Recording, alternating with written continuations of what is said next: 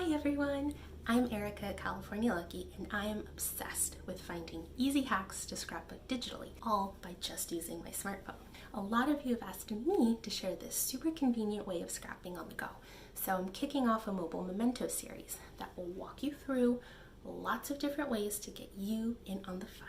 Having a toddler means I don't get much spare time, so I like videos that get straight to the point. This first video will show you just a quick walkthrough on how I complete a project. This can be for Project Life or Project Life style layout or even a 12 by 12 page. Alright, so to get started, this is out of my December daily album. I'll assume you know absolutely nothing about digital scrapping, so we'll start super simple. We will go with this 3x4 photo element, and then in later videos we'll further develop on our skills and show some layering, multi-photos, things like that.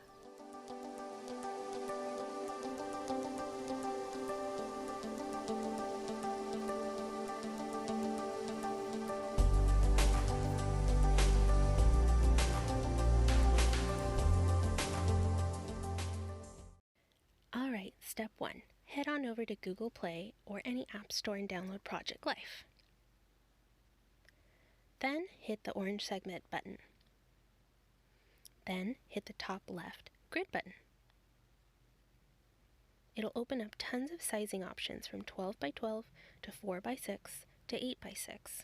The app is free, and these are currently the only arrangements available, but for today's project it will totally work.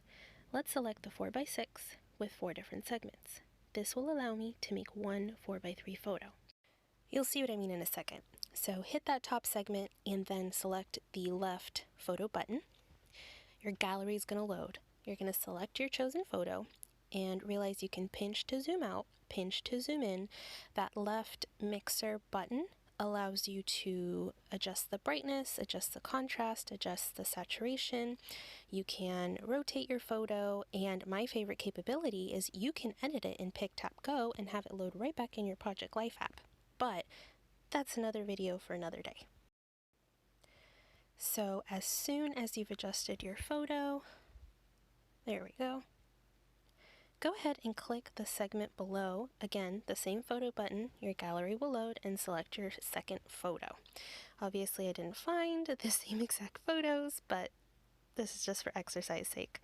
So as you can see how the brightness slider works, it's all very simple, but it definitely helps add a little bit of brightness when you need it.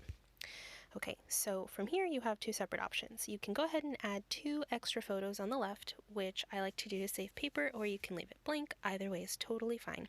Let's just, for time's sake, suppose that I've already chosen my 2 photos. So from here, I hit the bottom share button, then the 4 by 6 image, and then the export. From here, I'm going to go ahead and locate my printer software, which I've already installed on my cell phone.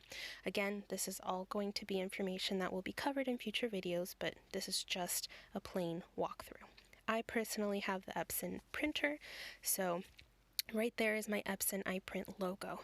So from there I will select it. I will make sure that I have 4 by 6 paper up in the left hand right corner, and for some reason, I'm not quite sure if it's a software or not, but you see that gray area around my photo?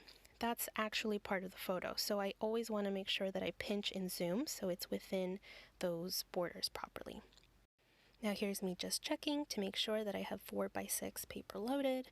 Yep, we are good to go. So from here, I'll just go ahead and hit print. If you don't have an at-home printer, what you would do is, again, go back and hit the share button, but instead of export, you're going to save to gallery. That will allow you to have that image now in your gallery, which will then you will upload to your favorite printing company or website, and then there you go. That's it. Thanks so much. Hope you learned something today. Have a good one.